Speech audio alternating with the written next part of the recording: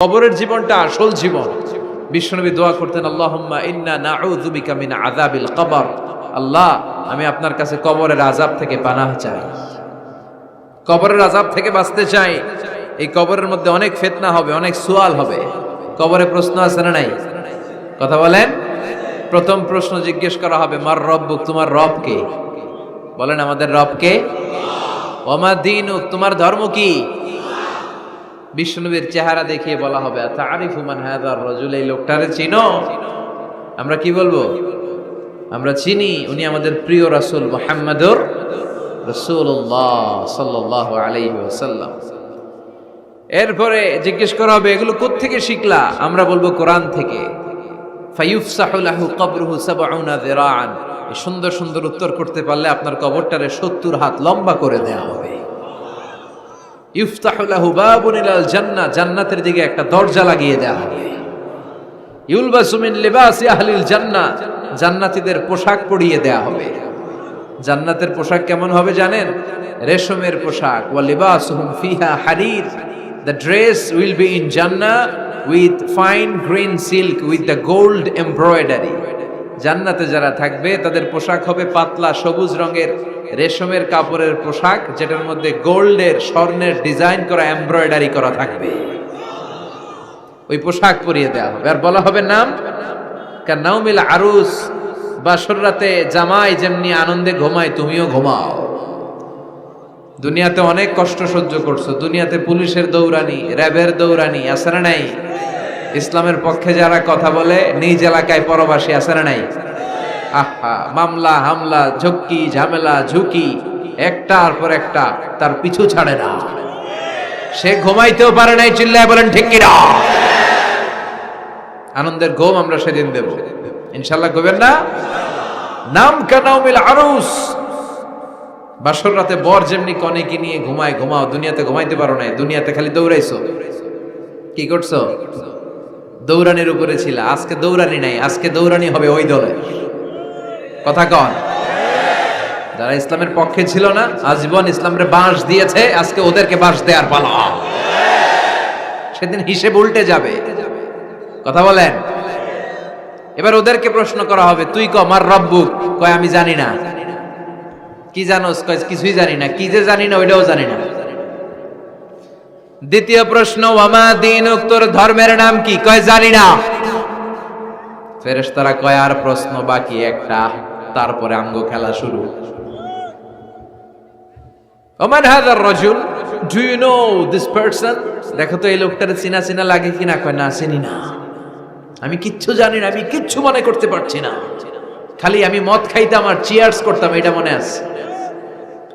আমি ইসলামের বিরুদ্ধে দৌড়াতাম, ইসলামের পক্ষের শক্তির উপর হামলা চালাতাম, এগুলো মনে আছে।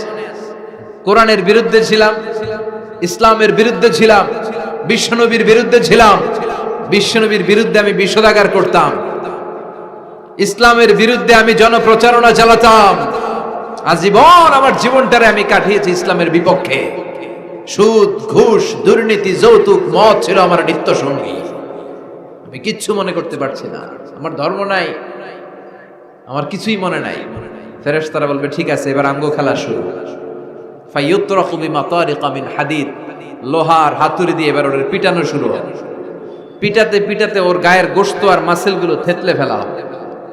ইয়াকালু লিল আরদি ইলতাইমি, জমিনকে বলা হবে চাপ দাও। ফাতাখতালিফা আদলাউ, আহা ওয়াল আয়াযু বিল্লাহ। কবরের এক পাশের মাটি আরেক পাশের মাটি এমন ভাবে চাপ দিবে, ডান পাশের পাজরের হাড় বাম দিকে ঢুকে যাবে, বাম দিকের হাড্ডি ডান পাশে এসে যাবে। ওর চিৎকারে পুরো কবরস্থানটা থারথার করে কাঁপবে। ওরে বাঁচানোর তখন কেউ থাকবে না। ওর ক্ষমতা, ওর দাপট, ওর হুঙ্কার, ওর অহংকার ওরে বাঁচাতে পারবে না। চিল্লায় বলেন ঠিক কিনা? হাত্তা সা, কিয়ামত পর্যন্ত, কিয়ামত পর্যন্ত এই দুর্বিষহ জীবন সময় তার কাটতেই থাকবে। আল্লাহ, কবরের এই আযাব থেকে তুমি আমাদেরকে বাঁচাও। সূরাতুল মুলক যারা নিয়মিত তেলাওয়াত করবে, আল্লাহর মেহেরবানিতে তাদের কবরে কোনো আযাব হবে না। পড়তে রাজি আছেন? কথা কয় না। পড়তে রাজি আছেন সবাই? বিষ্ণু বললেন, এখানেই শেষ নয়, আরো আছে। শাফাআত লি সাহিবিহা, এই সূরাটা কিয়ামতের দিন এই সূরা যে তেলাওয়াত করবে তার পক্ষে সুপারিশ করবে। কোরআন যদি আপনার বিপক্ষে আল্লাহর কাছে নালিশ করে, আপনার বাঁচার কোনো উপায় আছে? আপনার পীর সাহেব আপনারে বাঁচাইতে পারবে? চাইলে আপনার দলের নেতা, কথা কন, কেউ বাঁচাইতে পারবে আপনারে? কোরআন যেমনি আপনার বিরুদ্ধে দাঁড়ালে আপনারে বাঁচাতে পারবে না, কোরআন তেমনি আপনার পক্ষে দাঁড়ালে আল্লাহ আপনারে ফেলে দিতে পারবে না। কোরআন আপনার পক্ষে থাকলে আল্লাহ আপনাকে দয়া করবেনই। বিশ্বনবী বলেছেন, ইকরাউল কুরআন ফাইন্নাহু ইয়াতি ইয়াউমাল কিয়ামাতি শাফিআন লিআসহাবি। কোরআন তেলাওয়াত করো, কেননা কোরআনের তেলাওয়াত এটা কিয়ামতের দিন তোমার জন্য সুপারিশ হয়ে দাঁড়াবে। এজন্য বিশ্বনবী বললেন, যে ব্যক্তি সূরাতুল মুলক নিয়মিত তেলাওয়াত করবে, এই সূরাটা কিয়ামতের দিন ওই তেলাওয়াতকারীর জন্য আল্লাহর কাছে সুপারিশ করবে। এখানেই শেষ নয়, বিশ্বনবী বললেন, খাসামাত আন সাহিবিহা, এই সূরা যে তেলাওয়াত করবে তার পক্ষে আল্লাহর সাথে এই সূরাটা দাঁড়িয়ে তার পক্ষ নিয়ে আল্লাহর সাথে তর্ক করবে, ঝগড়া করবে। আল্লাহ তুমি ওরে জান্নাত দিবা না কেন? ওরে মাফ করবা না কেন? তুমি না গফুর, তুমি না গফফার, তুমি না রাহিম, তুমি না রহমান, তুমি মাফ করে দাও। ও মিয়া, সুপারিশ করতেছে কে? সূরাতুল মুলক। সুবহানাল্লাহ কইবেন না? কতক্ষণ এই তর্ক আল্লাহর সাথে সে চালাবে? হাত্তা আদখালাহুল্লাহুল জান্নাহ, যতক্ষণ না আল্লাহ তার জান্নাতে না ঢুকায়। এখানেই শেষ নয়, বিশ্বনবী বললেন, মান কারাআ বিহা ফি লাইলাতিন ফাকাদ আকসারা ওয়া আতাবা, রাত্রি বেলায় যে এই সূরাটা তেলাওয়াত করবে পুরো রাতটাকে বরকতময় করে দিবে কে? এজন্য বিশ্বনবী বলেন, আমি চাই আমার সব উম্মত এই সূরাটা মুখস্থ করে নেক। আমার চাই আমার ছোট বড় আবাল বৃদ্ধ বনিতা সব উম্মতের হৃদয়ের মধ্যে এই সূরাটা গাথা থাক, মুখস্থ থাক, হিফজ করা থাক। আমরা বিশ্বনবীর উম্মত না? কথা কন। নবীর এই আশাটা আমাদের পালন করার দরকার আছে না নাই? আমরা কি পারি না এই সূরাটা মুখস্থ করে রাখতে? মাত্র 30 আয়াত, প্রতি মাসে কয়দিন? প্রতিদিন এক আয়াত করে মুখস্থ করলে লাগে কয়দিন? প্রতিদিন এক আয়াত করে মুখস্থ করলে 30 দিনে এই সূরা মুখস্থ করতে রাজি আছেন? সবাই রাজি আছেন তো? মনে থাকবে? নেক্সট টাইমে নেক্সট ইয়ারে আসলে জিজ্ঞেস করবো যে সূরা মুলক মুখস্থ হয়েছে কিনা। হ্যাঁ, মনে থাকবে তো? আল্লাহ তুমি তৌফিক দাও।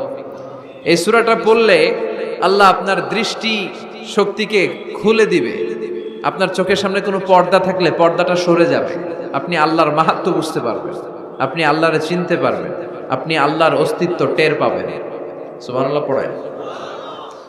অনেকেই বলে যেটা দেখি না তা মানি না। যারা স্রষ্টাকে বিশ্বাস করে না তারা বলে আনসিন ইজ নাথিং, যেটা দেখা যায় না এটা বিশ্বাস করি না। নাস্তিক্যবাদের ছড়াছড়ি আছে না নাই? বাগেরহাটে কোনো নাস্তিক নাই মনে হয়, কথা কন। আছে আছে আছে। এত দাড়ি টুপি এগুলার ভিতরে ঢুকে কেমনে? ওগুলা পিছনে পিছনে থাকে, এগুলা আজীবন পিছনে পিছনে থাকবে। কথা বলেন। ইয়াং যুবক যারা আছে তোমরা একটা বই পড়বে, প্যারাডক্সিক্যাল সাজিদ, একটা বই আছে বাজারে, নাস্তিকদের বিভিন্ন প্রশ্নের জবাব। এই বইয়ের লেখক খুব ভালো করে ওই বইতে তিনি তুলে ধরেছেন। লেখকের নাম আরিফ আজাদ। এটা পড়লে শিক্ষিত যারা তাদের মনের মধ্যে এই ঘুরপাক করা প্রশ্নগুলোর উত্তর তারা পেয়ে যাবে। বইয়ের নাম প্যারাডক্সিক্যাল সাজিদ, আরিফ আজাদের লেখা। তো তার পাশাপাশি এই সূরাটা পড়লেও আমরা জানতে পারবো, কারণ এই সূরাটা হচ্ছে the surah is an eye opener for us all, আমাদের সবার চোখ খুলে দিবে এই সূরাটা। আমাদের ঘুমন্ত বিবেককে জাগিয়ে তুলবে এই সূরাটা। যারা বলে যে স্রষ্টাকে দেখা যায় না তাদের জন্য এই সূরাটা একটা মেডিসিন। আল্লাহ কেমন যেন এই সূরায় বলতে চায়, ওপেন ইউর আই, তুমি তোমার চোখ খোলো না একটু, you must find your God, তুমি তোমার আল্লাহরে খুঁজে পাবা। আপনি আকাশের দিকে তাকান, বাতাসের দিকে তাকান, জমিনের দিকে তাকান, আল্লাহরে খুঁজে পাবেন। সাইয়েদনা ইব্রাহিম তারার দিকে তাকালেন, বললেন মনে হয় এটাই আমার রব। পরে দেখে তারা নাই, কয় না না, আমার রব তো আমার ছেড়ে চলে যেতে পারে না।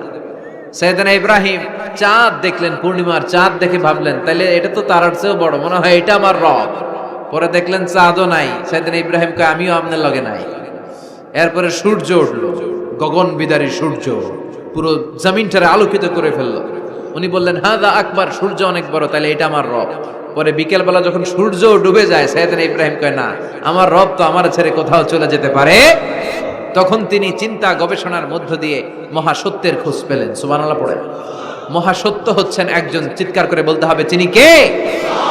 সে আল্লাহ বলে, গোলাম, আমার অস্তিত্ব অনুভব করার জন্য তোমাকে ডজন ডজন বই পড়া লাগবে না, ডক্টরের ডিগ্রি লাগবে না। তুমি আমার সৃষ্টি করা এ বসুন্ধরার দিকে তাকাও, এই গাছপালা নেয়ামত রাজির দিকে নজর বুলিয়ে তাকাও। তুমি সাগর দেখো, তুমি পাহাড় দেখো, তুমি ঝর্ণা দেখো, ঝর্ণার কলকল আওয়াজের ভেতরে আমি আল্লাহরে খুঁজে পাবা। কথা কন, ঝর্ণা দেখছেন কেউ কোনোদিন? বাগেরহাটে আছে? কোথায় যেয়ে দেখছেন? সিলেটে, হিমছড়িতে? আহা, ঝর্ণার সামনে দাঁড়ালে বোঝাই যায় একজন এটাকে নিয়ন্ত্রণ করছে, একজন আছে, একজন থাকা লাগবে, একজন থাকা চাই, যাকে ছাড়া মহাবিশ্ব এত সুন্দরভাবে চলতে পারে না। সাগরের দিকে তাকান। কক্সবাজারে গেছেন আপনারা? আহা, কি ক্ষুদ্র আমি, কি তুচ্ছ আমি, কি নগণ্য আমি। যখন আমার অলমোস্ট প্রতি সপ্তাহে কক্সবাজারে ফ্লাইট থাকে, আমার কক্সবাজারে অনেক প্রোগ্রাম থাকলে আমি বিকেলে আগে সাগরের সামনে চলে যাই, নিজে যে কত ছোট এটা দেখার জন্য। বঙ্গোপসাগরের সামনে দাঁড়ালে আয়রে নিজের কি ইয়াতিম লাগে, কি ছোট্ট আমি, কি সাগরের তর্জন গর্জন।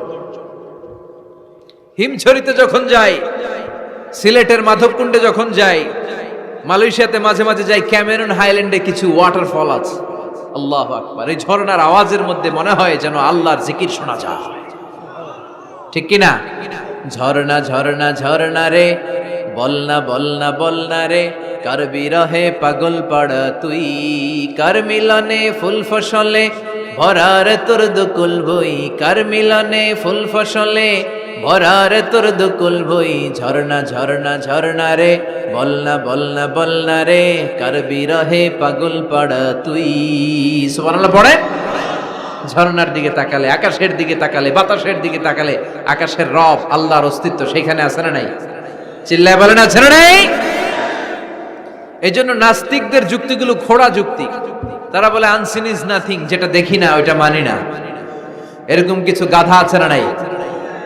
হাদারাম, উল্লুক্কা পাঠা, কয় যেটা দেখি না ওইটা মানি না। আচ্ছা বলেন তো, আমরা কোনোদিন আমেরিকা দেখছি সরাসরি? কথা কয় না। টিভিতে দেখছি, বইতে দেখছি আমেরিকার ছবি, কিন্তু সরাসরি এটা আমেরিকা দেখছি? তাই বলে আমরা আমেরিকা মানি না? কথা বলেন। নাস্তিক যারা কথা বলে এরা বাতাস দেখতে পায়? উত্তর দেন, বাতাস দেখা যায়? তো নাস্তিকের যারা দল, নাস্তিকের গোষ্ঠী, ওরা কি বাতাসকে মানে না? Why do you believe on that? Why do you believe on air in the atmosphere? বায়ুমণ্ডলে যে বাতাস আছে এটা কেন মানো? বাতাস তো দেখো না। কে কারো যখন মাইগ্রেনের পেইন হয় মাথায়, আমার প্রচন্ড ব্যথা, আপনারা কি দেখতে পাচ্ছেন ব্যথাটা? কিন্তু মাথায় যে ব্যথা হয় এটা আপনারা মানেন না, নাস্তিকেরা মানে না। তাহলে ওদের যুক্তির কোনো গ্রাউন্ড আছে? কোনো গ্রাউন্ড নাই। যেটা দেখা যায় না এটা নাকি ওরা বিশ্বাস করে না। আল্লাহ বলেন সৃষ্টির দিকে তাকা, নজর করে দেখ, আমি আল্লাহর নিদর্শন আছে। সুবহানাল্লাহ পড়েন। নাস্তিকদের কিভাবে আপনি বুঝাবেন? একটা ঘটনা বললে চমৎকার বুঝতে পারবেন। কুফা নগরীতে এক নাস্তিক ছিল, সে এরকম বলতো, যেটা দেখি না ওইটা মানি না। সবাই বলে আমাদের একজন ইমাম আছে, ওনার নাম নু'মান ইবনু সাবিত, উনি তোমারে দেখায় ছাড়বে আল্লাহরে। সে বলে তাই, তাহলে ডাকো তো, তার সাথে আমি তর্ক করব। অ্যাপয়েন্টমেন্ট দেওয়া হলো জুমার পরে ঠিক ভর দুপুরে 2টায়। নু'মান ইবনু সাবিত ওনার আসল নাম, ওনার লকব হচ্ছে আবু হানিফা। ইমাম আবু হানিফারে ছিলেন না? ইমাম আল আযম। উনি আল্লাহর পক্ষে নাস্তিকের সাথে লড়বেন, আর নাস্তিক আল্লাহর বিপক্ষে লড়বেন। সময় দেয়া হয়েছে জুমার সালাতের পর ভর দুপুরে 2টা। ঠিক সময় নাস্তিক এসেছে, হাজার হাজার মানুষ এসেছে, আসে নাই ইমাম আবু হানিফা।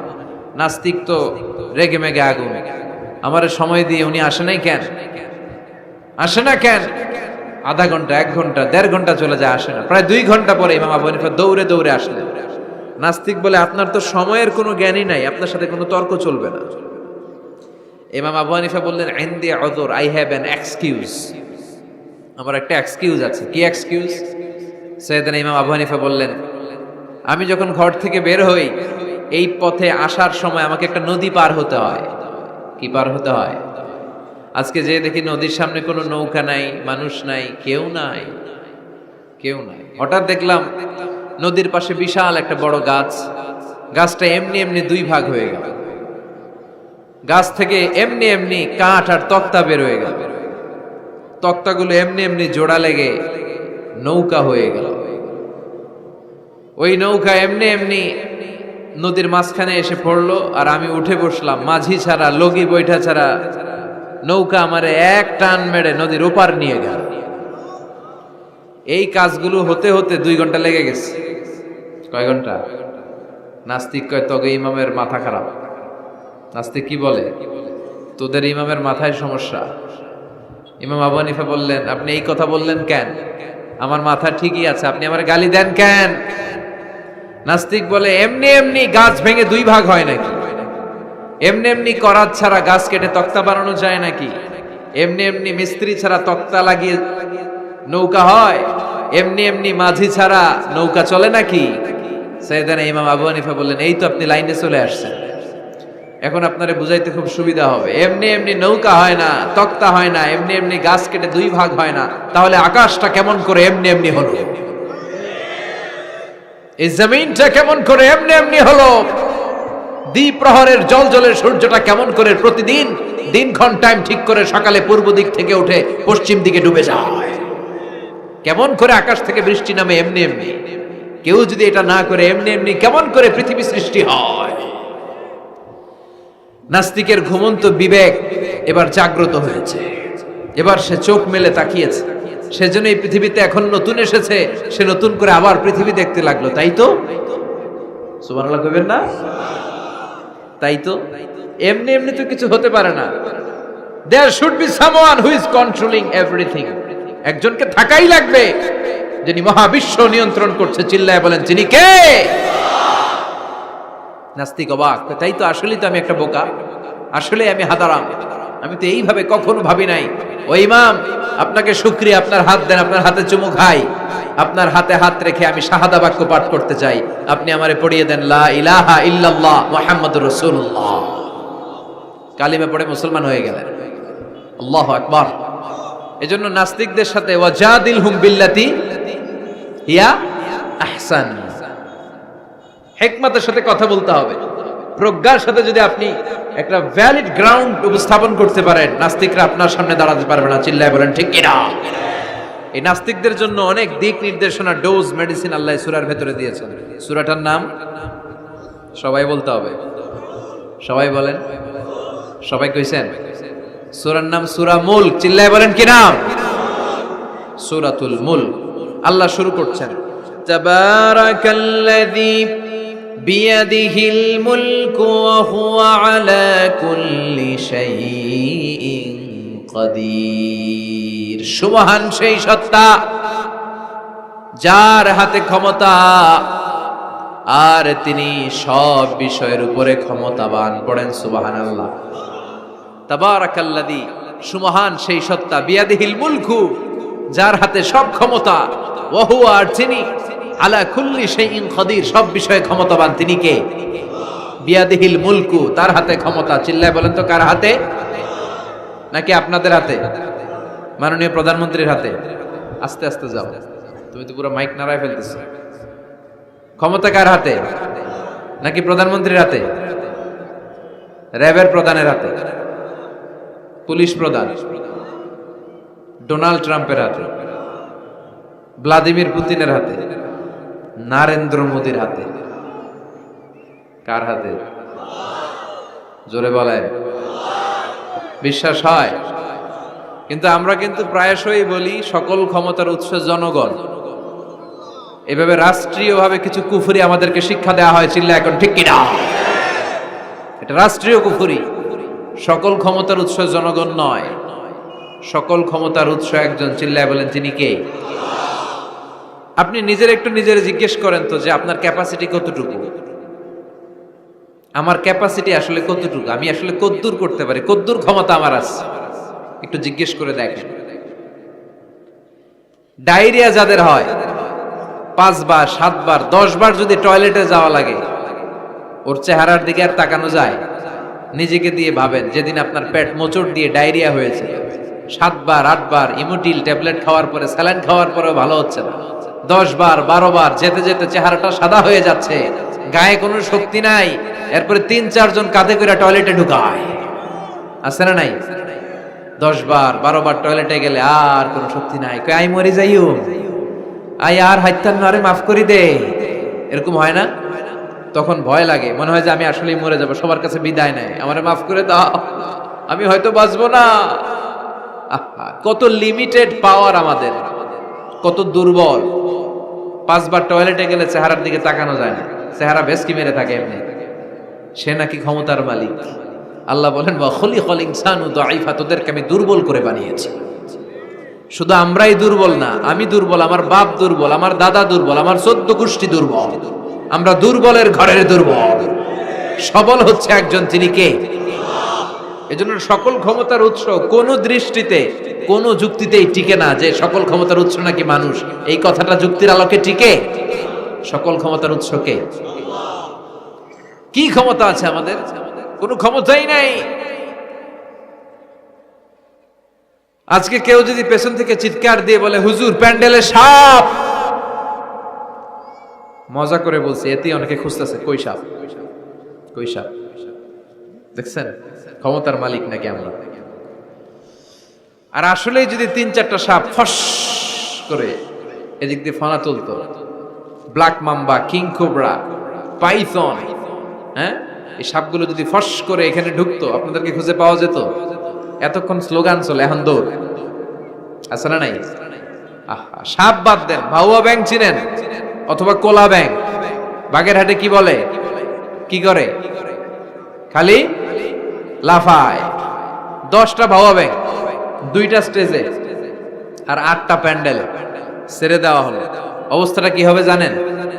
ভাউয়া ব্যাং আর কি লাভ দিবে? এর চেয়ে বড় লাভ দিবেন আপনারা, এর চেয়ে বড় লাফাইতে লাফাইতে আমরা ভাগবো। এই হচ্ছে আমাদের অবস্থা। নিজেকে একটু জিজ্ঞেস করেন যে how much capacity I belong, কতটুকু ক্ষমতা আমার আছে। আহা, মাঝে মাঝে বাসে যখন আমরা চড়ি, পেশাব চাপে না? কথা বুঝতেছে না বোধহয়। আমরা বাসে করে সফরে যাচ্ছি, পেশাব চাপে না? চাপে। ড্রাইভাররে অনুরোধ করার পরে ড্রাইভার বলে এই বাসের নিয়ম হচ্ছে ঢাকা টু কক্সবাজারে থামবে একবার, কয়বার? আরো 20 কিলোমিটার পরে ওইখানে থামানো হবে। ওই বেটার যান যায় যায় পেশাবের চাপে। এরকম পরিস্থিতিতে আমরাও জীবনে কালে ভদ্রে 2-1 বার পড়েছি কিনা?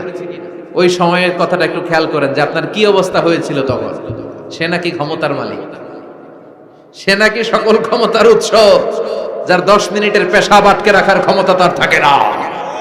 এজন্য মানুষ কখনো ক্ষমতার উৎস হতে পারে না। চিৎকার করে বলতে হবে সকল ক্ষমতার উৎস কে? কি দুর্বল আমরা। মশা কামড়াইলে মশারে ধরতে পারি না, মারতে পারি না, দৌড়। মশা ওইরা কই চলে যায় খুঁজেও পাই না।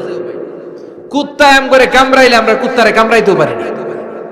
কথা বলেন, অসহায় হয়ে তাকিয়ে থাকি। আহা, কি দুর্বল আমরা, কি দুর্বল। কোনো ক্ষমতা নাই। তুফান, ঝড়, জলোচ্ছ্বাস, ভূমিকম্প হলে টের পাওয়া যায় আমরা কত দুর্বল। বাগেরহাটে মনে ভূমিকম্প হয় না? হয়। আহা, মাঝে মাঝে মাঝরাতে 3টায় 4টায় ভূমিকম্প হয় না? লোকজন দৌড়, কেউ লুঙ্গি সহ দৌড়, কেউ লুঙ্গি থুইয়া দৌড়, কারণ আগে জান বাঁচাতে হবে, এটা ফরজ। কি বিপদে আমরা পড়ে যাই, দৌড়। দুধের বাচ্চাটা পড়ে থাকে, ওরে কোলে নিয়ে দৌড় দিব, নাকি স্ত্রীকে ডাকবো, নাকি ভাড়াটিয়াদেরকে উঠাবো, নাকি ছাদ থেকে নিজেই লাফ দেব? ভূমিকম্প যখন শুরু হয়, আমেরিকায় যখন ভূমিকম্প শুরু হয়, ডোনাল্ড ট্রাম্প যে বিল্ডিং এ থাকে, ডোনাল্ড ট্রাম্প মনে হয় দৌড় দেন। কথা বলেন। আমাদের প্রধানমন্ত্রী যে বিল্ডিং এ থাকে, ওই বিল্ডিং এ যদি ভূমিকম্প হয়, কথা কন। আমি কই নাই কিন্তু, আপনারা কইছেন দৌড়। বাঁচার জন্য দৌড় দিতে হয়। আমি একটা ভিডিও দেখেছি, একটা টেলিভিশন প্রোগ্রামে, লাইভ প্রোগ্রাম চলছিল, সরাসরি সম্প্রচার। লাইভ বুঝেন? সরাসরি সম্প্রচারের programme.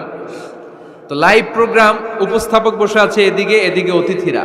In the mean time শুরু হয়েছে ভূমিকম্প। উপস্থাপক মাইক থুইয়া দই, অতিথিরা ওঠে নাই, অতিথিরা বৈশা আছে, কারণ মেকআপ টেকআপ সব শেষ, ক্যামেরা রেডি।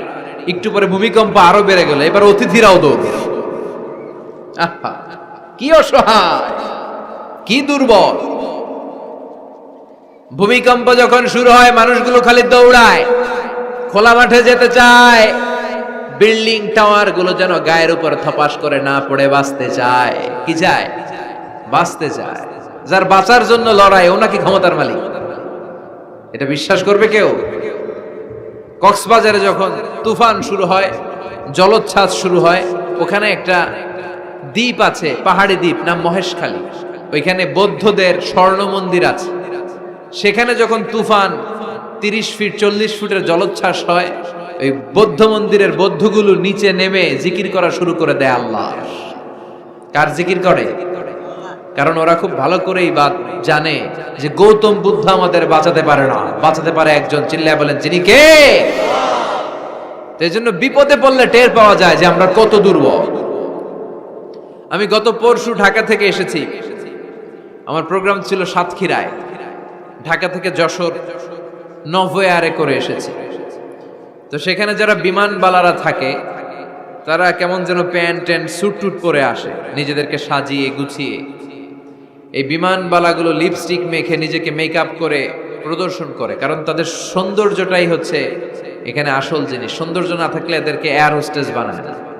আমরা সিটে বসলাম, ইনস্ট্রাকশন দিল বিমানটা এখন টেক অফ করবে। ইন দ্য মিন টাইম এই মেয়েটা মাইক্রোফোন হাতে নিয়ে বলতে আরম্ভ করলো, ভদ্র মহিলা এবং ভদ্র মহোদয়গণ, আপনারা আপনাদের সিট বেল্ট গুলো বেঁধে নিন। এখনই আমাদের উড়োজাহাজটি শাহজালাল আন্তর্জাতিক বিমানবন্দর থেকে 14,000 ফিট উপর দিয়ে যশোর বিমানবন্দরে উদ্দেশ্যে ছুটবে। আল্লাহু আকবার, আল্লাহু আকবার, আল্লাহু আকবার। তো আমি ঘাড় ঘুরে তাকাইলাম, কিরে আল্লাহু আকবার পরে কেডা? পরে তাকাই দেখি ওই মেয়েই পড়তেছে, কাগজের মধ্যে লেখা। অবাক হলাম, যার চলাফেরা এরকম, বেশভূষা এরকম, এই মেয়েটা এখন আল্লাহু আকবার, আল্লাহু আকবার, আল্লাহু আকবার পড়ছে।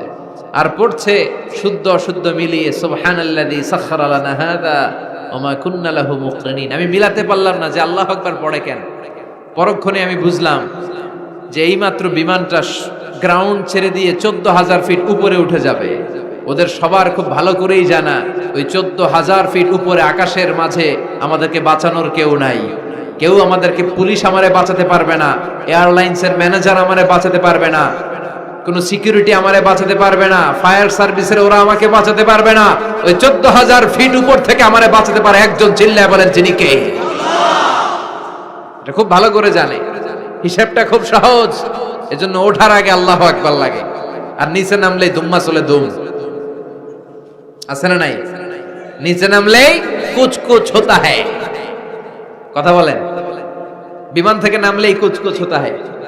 বিমানে ওঠার সময় আল্লাহু আকবার, আল্লাহু আকবার। কি অবস্থা আমাদের, কতটুকু ক্ষমতার মালিক। আসলে আমাদেরকে আল্লাহ তেমন কোনো ক্ষমতাই দেয় নাই। ক্ষমতার মালিক কে?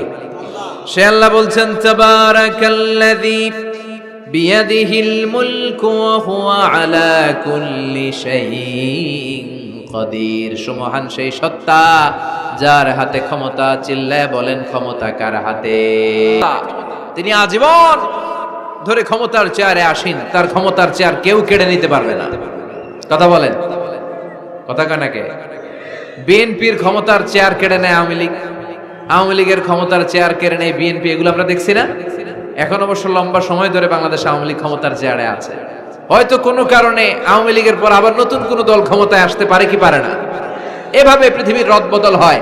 আজীবনের জন্য কেউ ক্ষমতার চেয়ারে বসে থাকতে পারে একজন ছাড়া। তিনি কে? আল্লাহ। সেই যে ক্ষমতার চেয়ারে বসছে, কেউ আল্লাহর ক্ষমতার চেয়ার কেড়ে নিতে পারবে? চিল্লায় বলেন, পারবে? এই পৃথিবীতে যারা ক্ষমতায় আসে তাদের কারো ক্ষমতার মেয়াদ 5 বছর। এই যে বাংলাদেশ আওয়ামী লীগ নতুন করে ক্ষমতায় এলো, মেয়াদ কয় বছর? কথা বলেন, 5 বছর। কোন কোন দেশে 10 বছর। আল্লাহ যে ক্ষমতার চেয়ারে বসছে, আল্লাহর ক্ষমতার মেয়াদ কয় বছর? 20 বছর। কি কয়? হ্যাঁ, 50, 100 বছর। কয় বছর? আজীবন মেয়াদ। সুবহানাল্লাহ কইবেন না? হুয়াল আউয়ালু ওয়াল আখিরু ওয়াল যাহিরু ওয়াল বাতিন ওয়া হুয়া বিকুল্লি শাইইন আলীম। আল্লাহ বলে আমি প্রথম, আমি শেষ, আমি গোপন, আমি প্রকাশ্য। আমি চিরকালের জন্য ক্ষমতার চেয়ারে বসেছি, কোনোদিন এই চেয়ার আমি ছাড়বো না। ঠিক কি না? উনি আজীবন ক্ষমতার মালিক, উনি শুরু থেকে আছেন, শেষ পর্যন্ত থাকবেন। সুবহানাল্লাহ পড়ে। আমার কথা কি বোঝা যাচ্ছে? বুঝতে পারতেছেন? পৃথিবীর অনেক দেশে আবার ডেমোক্রেটিক সিস্টেমে ভোটে জিতে ক্ষমতায় আসতে হয়। যেমন আমাদের দেশ ডেমোক্রেটিক কান্ট্রি, ভোট যার বেশি ক্ষমতা তার বেশি, ভোট পেয়ে ক্ষমতায় আসে। তো আল্লাহ তো ভোটে জিতে মনে হয় ক্ষমতায় আসছিল না, ভোট ছাড়া আসছে, কারচুপি করে আসছে আল্লাহ। হ্যাঁ, অনেক দেশে রাজতন্ত্র, মোনার্কি সিস্টেম, রাজার পোলা রাজা, আল্লাহর বাবা ছিল রাজা, এজন্য আল্লাহও রাজা। কথা বলেন। আল্লাহ বলে না, ভোটে জিতে আমার ক্ষমতার চেয়ারে বসা লাগে নাই, আমার বাবা নাই, আমার ছেলে নাই, আমার কেউ নাই, আমি একাই সব ক্ষমতার মালিক, আমি চিরকালের জন্যই ক্ষমতার চেয়ারে বসা। চিরকাল, আজীবন তিনি ক্ষমতার চেয়ারে থাকবেন। আবার অনেক সময় দেখা যায় ক্ষমতায় যেতে হলে অন্যান্য পার্টির সাথে কোয়ালিশনে যেতে হয়, শরিক বানাতে হয়। আল্লাহর ক্ষমতায় তো শরিক আছে না? আছে। আল্লাহ বলেন ওয়ালাম ইয়াকুল্লাহু শারীকুন ফিল মুলক, আমার ক্ষমতায় কোনো পার্টনার নাই, কোনো শরিক নাই। তোদের মতো আমি কারোর সাথে জোট করি নাই, জোট ছাড়া, শরিক ছাড়া, কোয়ালিশন ছাড়া আমি ক্ষমতার চেয়ারে বসা। আজীবন আমার ক্ষমতার মেয়াদ, কেউ আমার ক্ষমতার চেয়ার থেকে নামাতে পারবে না। পৃথিবীর অনেক দেশের এরকম নমুনা আমরা জানি, আন্দোলন করে সরকারকে ক্ষমতার চেয়ার থেকে নামানো হয়, আছে না নাই? গণ অভ্যুত্থান করে চেয়ার উল্টে দেওয়া হয়, মিলিটারি কু হয়, ক্ষমতার চেয়ারে আর থাকা যায় না। তো আমরাও যদি সবাই মিলে একটা আন্দোলনে নামি, তাহলে আল্লাহর ক্ষমতা শেষ। কি বলেন? আমরা 700 কোটি মানুষ, আমাদের সাথে পারবে আল্লাহ? 700 কোটি মানুষ আন্দোলন করলেও আল্লাহর নামাতে পারবে না? বুঝে শুনে উত্তর দিয়েন। 700 কোটি কিন্তু পারবে? পারবে? আচ্ছা, জিন জাতিরা যদি বলে, জিনেরা তো আমাদের চেয়েও পাওয়ারফুল, তারা যদি বলে ও মানব জাতি আমরাও তোদের সাথে আছি, আল্লাহরে মানি না, মানুষ জিন ভাই ভাই, আল্লাহর আর রক্ষা নাই, তাহলে আল্লাহর ক্ষমতা শেষ? তাও না। কি বলে এগুলো? বলে কি? আচ্ছা, ফেরেশতারাও যদি বলে যে আমরাও আল্লাহরে আর মানছি না, আমরা জিনেরা মানুষেরা 3 দলীয় জোট, 3 দলীয় জোট হলেও পারবে না। আল্লাহ বলে গোটা বিশ্বের সবাই মিলে যদি আমার বিরুদ্ধে আন্দোলনে লেগে যাস, আমার ক্ষমতার 1 ইঞ্চিও কমাতে পারবি না। এজন্য রাব্বুল আলামিন বলেন তাবারাকাল্লাযী বিয়াদিহিল মুলকু ওয়া হুয়া আলা কুল্লি শাইইন কাদির। সুমহান সেই সত্তা যার হাতে ক্ষমতা, ক্ষমতা কার হাতে? ওয়া হুয়া আলা কুল্লি শাইইন কাদির, তিনি সব বিষয়ের উপর ক্ষমতাবান। তিনি কে? তিনি চাইলে পাহাড়কে দরিয়া করতে পারে, তিনি চাইলে দরিয়াকে পাহাড় করতে পারে, তিনি চাইলে ধনীকে গরিব করতে পারে, গরিবকে ধনী করতে পারে, তিনি চাইলে সম্মানিতরে অপমানিত করতে পারে, আবার চাইলে অপমানিতরে সম্মানিত করতে পারে। তিনি কে? ফাআলুল লিমা ইউরিদ, তিনি যা ইচ্ছা তাই করতে পারেন, তার কাছ থেকে জবাবদিহিতা করার কেউ নাই, তিনি সবার কাছে জবাবদিহি চায়। চিল্লায় এখন ঠিক কিনা? সে আল্লাহ বললেন সুমহান সত্তা যার হাতে ক্ষমতা, তিনি সব বিষয়ের উপর ক্ষমতাবান। এজন্য আমাদের মনে রাখতে হবে আমাদের কোনো ক্ষমতা নাই, ক্ষমতার মালিক কে? আর কোনদিন বাগেরহাটের ভাইয়েরা জনগণ সকল ক্ষমতার উৎস, এই কথা বলবেন? মনে থাকবে? তাহলে আওয়াজ করে বলেন তো, সকল ক্ষমতার উৎস কে? আল্লাহ। সব কিছু করতে পারে কে? আল্লাহ। সব ক্ষমতার মালিক আল্লাহ। অনেক কথা আল্লাহ 30 আয়াতে বললেন, কয়টা বলবো? কিছু দূর যে আল্লাহ বলা শুরু করলেন ওয়ালাকাদ যায়্যানাস সামাআদ দুনিয়া বিমাসাবিহা ওয়া জাআলনাহা রুজুমান লিশ-শায়াতিন। সুবহানাল্লাহ পড়েন। আল্লাহ বললেন আমি নিকটবর্তী আকাশটারে তারা দিয়ে, আলো দিয়ে, মোমবাতি দিয়ে আলোকিত করেছি। I have beautified the closer sky with light and candles. আমি তারা দিয়ে নিচের আকাশটাকে সুশোভিত করেছি।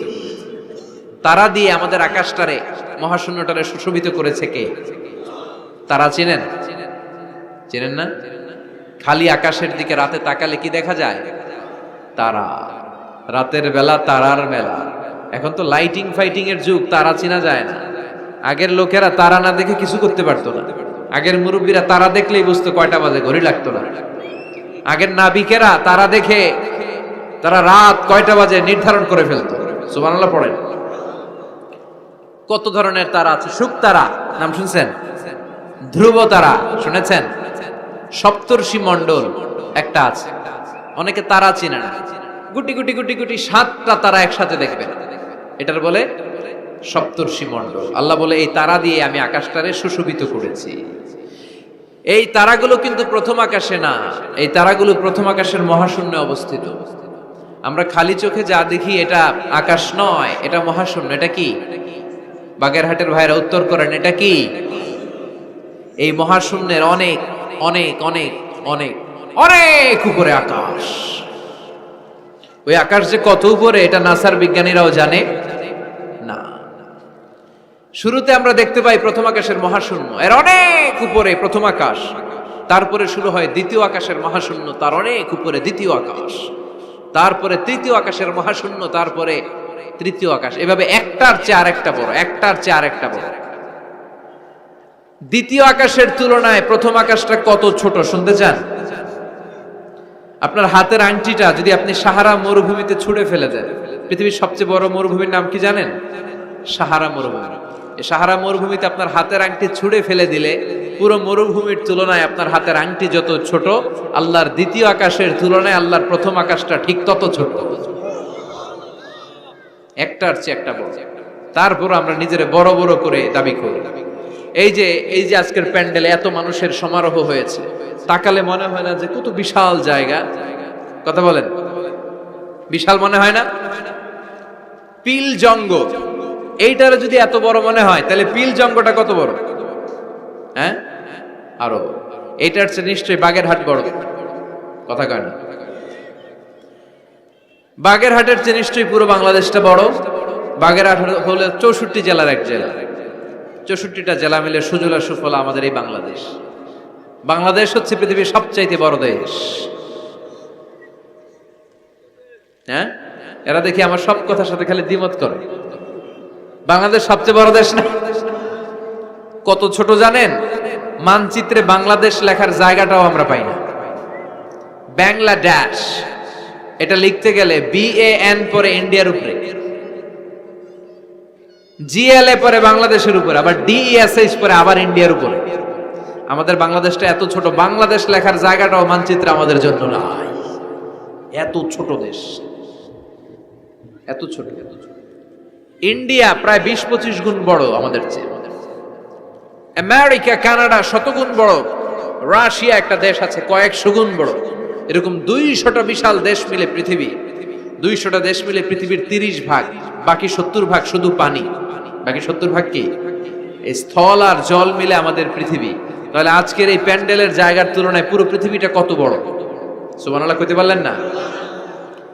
তাহলে এই পৃথিবীটা আমাদের কাছে এখন পর্যন্ত যেটা আমরা আলোচনা করলাম বোঝা গেল অনেক বড়, এত বড় পৃথিবী। কিন্তু আমরা শুনতে পাই যে সূর্যটা আমরা দেখতে পাই দিনের বেলা, ওই সূর্যটা নাকি এই বিশাল পৃথিবীর চেয়ে 13 লক্ষ গুণ বড়। চিন্তা করতে পারেন? খালি তো মাথা নাড়াইতেছেন। আসলে কি আমরা চিন্তা করতে পারি? 13 লক্ষটা পৃথিবী সূর্যের মধ্যে রেখে দেওয়ার জায়গা করে দিয়েছে কে?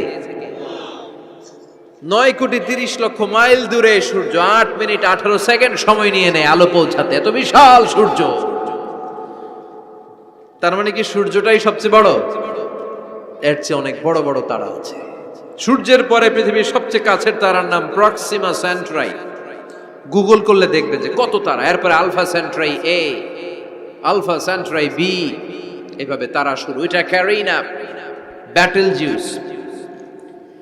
যেই সূর্য পৃথিবীর চেয়ে 13 লক্ষ গুণ বড় ব্যাটেল জিউস নামে একটা তারা আছে, ওই তারা সূর্যের চেয়ে 33 কোটি গুণ বড়।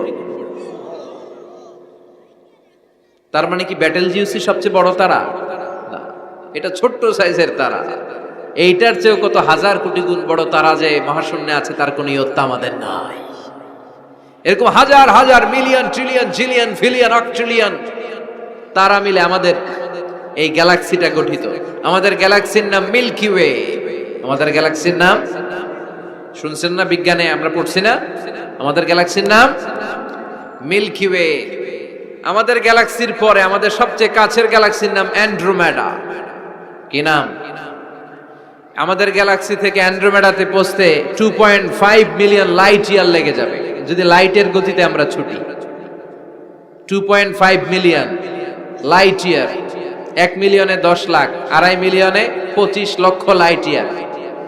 এই পৃথিবীতে সবচেয়ে দ্রুতগামী যে জিনিসটার আবিষ্কার হয়েছে সেটার নাম আলো। সেটার নাম সবাই বলেন। আলো সবচেয়ে দ্রুত ছোটে। কত দ্রুত জানেন? 1 সেকেন্ডে 1,86,000 মাইল বেগে ছোটে। 1 ঘন্টায় না, 1 মিনিটে না, এক সেকেন্ডে ছুটে কত দূর? আরে 1 সেকেন্ড কইতে তো 2 সেকেন্ড লাগে। 1 সেকেন্ড এটা বলতে বলতে 2 সেকেন্ড লেগে যায়, কিন্তু 1 সেকেন্ডে নাকি সে 1,86,000 মাইল দূর চলে গেছে। এই আলোর গতি সম্পন্ন একটা রকেট যদি কেউ বানাতে পারে, যে রকেটটাও আলোর মতো সেকেন্ডে 1,86,000 মাইল বেগে ছুটবে, এরকম রকেট যদি বানানো যায়, তাহলে এই রকেট দিয়ে আমাদের গ্যালাক্সি থেকে আমাদের প্রতিবেশী গ্যালাক্সি অ্যান্ড্রোমেডাতে পৌঁছতে 25 লক্ষ বছর লেগে যাবে। সুবহানাল্লাহ। বাড়িতে যায় বলবেন সবাই, চিৎকার করে পড়েন আল্লাহু আকবার। সে আল্লাহ বললেন, লাকাদ যায়্যানাস সামাআদ দুনিয়া বিমাসাবিহা ওয়া জাআলনাহা রুজুমান লিশ-শায়াতিন। আমি তোমাদের জন্য দুনিয়ার আকাশটারে সুন্দর সুন্দর তারা দিয়ে সুশোভিত করেছি। এরকম বিশাল বিশাল তারা দেখতে তো মনে হয় ছোট্ট একটা ডটের মতো, না? একটা ফোঁটার মতো মনে হয় না তারাগুলা? এত বিশাল বিশাল তারা মহাশূন্যে রেখেছে কে? চিল্লায় বলেন কে? এরপরে এই সূরার মাঝামাঝি এসে আল্লাহ বললেন, হুয়াল্লাযী জাআলা লাকুমুল আরদা যালুলান ফামশু ফী মানাকিবিহা ওয়া কুলু মির রিজকিহি ওয়া ইলাইহিন নুশুর। আল্লাহ বলে, আমারে তোরা চিনিস না, চিনে নে। আমি হলাম এমন সত্তা, আমি তোমাদের জন্য জমিনটারে সমতল বানিয়ে দিয়েছি, তাই যেখানে মন চায় তোমরা সুন্দর করে হেঁটে হেঁটে যেতে পারো। তার মানে এই নয় যেখানে খুশি সেখানে যাবা, শেষকালে আমার দিকে ফিরে আসতে হবে, ঠিক কি না? মিনহা খালাকনাকুম ওয়া ফিহা নুঈদুকুম ওয়া মিনহা নুখরিজুকুম তারাতান উখরা। মাটি থেকে বানালাম, মাটির কবরে পাঠালাম, আবার মাটির কবর থেকে আমাদেরকে উঠায়া দিবে কে? আল্লাহ বললেন যালুলান, আমি জমিনকে বানিয়েছি সমতল। আরেক আয়াতে বললেন হুয়াল্লাযী জাআলা লাকুমুল আরদা ফিরাশা, আমি জমিনকে বানিয়েছি বিছানা। সমান সমান না হলে আজকের প্যান্ডেলে এত সুন্দর করে আপনারা বসতে পারতেন? কথা বলেন না? প্যান্ডেলের এদিকে উঁচা, এদিকে নিচা, এদিকে খাড়া, এদিকে তেড়া, এদিকে গর্ত, এদিকে ভাঙ্গা, এরকম হইলে আজকে প্যান্ডেলটা সমান হইতো? এই সমান করে দিছে কে? আমরা যখন বিমানে চড়ি, বিমানের জানলা দিয়ে নিচে তাকালে দেখা যায় আল্লাহ কেমন মনে হয় যে সবুজ কার্পেট বিছাই দিছে। সুবহানাল্লাহ কইতে পারলেন না? আবার আল্লাহ বলে, সবুজ কার্পেট দেখে মনে করো না যে তোমরা বেঁচে গেলা, এই সবুজ কার্পেটের ভেতরে আগুন আছে না নাই? আমরা যে পৃথিবীর উপরে লাঙ্গল দিয়ে হাল চাষ করি, গাছ লাগাই, হেঁটে চলি, এই মাটিটার নিচে আগুন আছে। কি আছে? বিশ্বাস হয় নাকি আজগুবি কথা লাগে? রূপ কথা মনে হয় না? এই পৃথিবীর মাঝখানে আছে আগুন, জ্বলন্ত আগুন। আল্লাহ কোরআনে কসম কেটেছেন, ওয়াল বাহরিল মাসজুদ, ফুটন্ত টকবগে সাগরের পানির কসম। আমেরিকান নেভাল একাডেমির সায়েন্টিস্টরা তারা হিসাব মিলাতে পারে না, সাগরের পানি দেখি ঠান্ডা, কিন্তু আল্লাহ কয় ফুটন্ত টকবগে সাগরের পানির কসম। এই গরম আল্লাহ পাইলো কই? তারা ভাবলো নিশ্চয়ই ভিতরে গরম আছে, নাইলে গরম আসলো কোত্থেকে? দেখি তো কোরআনের কথা সত্য কিনা। তারা সব সময় কৌতূহলী, এই কৌতূহলী তাদেরকে মহাবিশ্বের সুপার পাওয়ারের আসনে আসীন করেছে। আমাদের কোনো কৌতূহল নাই, আমগো আছে ফতুয়াবাজি। কথা কন, আমি তবলিগ, বাকি সব কাফের। আমি জামাত ইসলাম, বাকি সব মুনাফিক। আমি আহলে হাদিস, বাকি সব ঈমান হারাম। কথা কন, এই গুতাগুতি আছে না নাই? ফতুয়াবাজি আছে না নাই? একজনের পিছনে আরেকজন আছে না নাই? কি কারণে যে ফতুয়াবাজি করে, গীবত করে লেগে থাকে আল্লাহই জানে।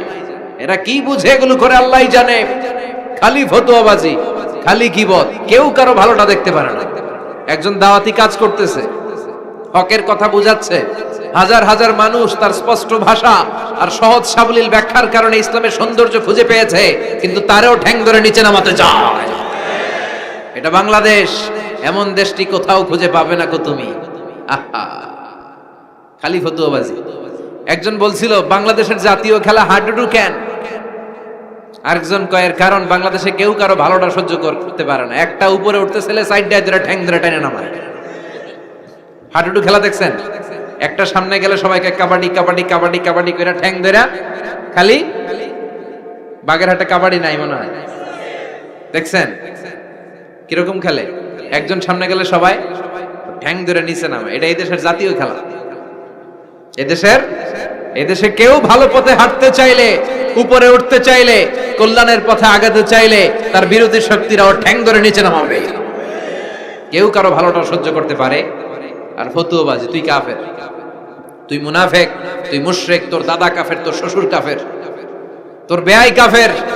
ওই কাফের বেয়াই মারা গেলে ওরে যেখানে কবর দেয়া হবে, ওই কবরের উপরে যে ঘাস উঠবে, ওই ঘাস যে গরু খাবে, ওই গরুর যে দুধ খাবে, ও কাফের।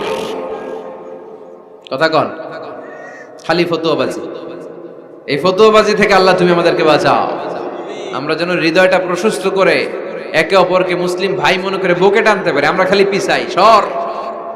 বিশ্বনবী আসছে কাছে টানার জন্য, আমরা খালি পিছাই, খালি অন্যের দোষ খুঁজি। নিজের মধ্যে যে কত দোষ, নিজের মধ্যে দোষের শেষ নাই, ওইদিকে কোনো চিন্তা নাই।